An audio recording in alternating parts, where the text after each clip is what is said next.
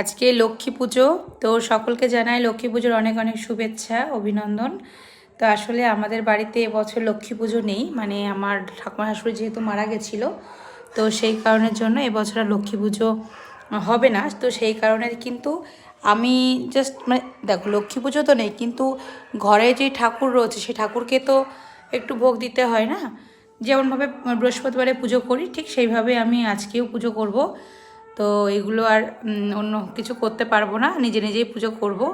এখানে দেখো, আর এখানে দেখো আমার বাবু কি করছে। আমার বাবু স্নান টান করে চলে এসেছে, এখন কিন্তু রেগুলার ও এই শিব ঠাকুরকে, আমার যে মহাদেব আছে, সুন্দর করে সাজিয়ে দেয়। ধরো করো। এ দেখো সুন্দর করে সাজায় রোজ, ওং লিখে নেয় ওখানটায় সুন্দর করে, তাই না? আচ্ছা, এগুলো হয়ে নিক, তারপর তোমাদের সঙ্গে আবার আমি কথা বলবো। এগুলো সব দেখো রেডি করে নিয়েছি, একটু গোছগাছ করে নিই, আবার কথা বলবো।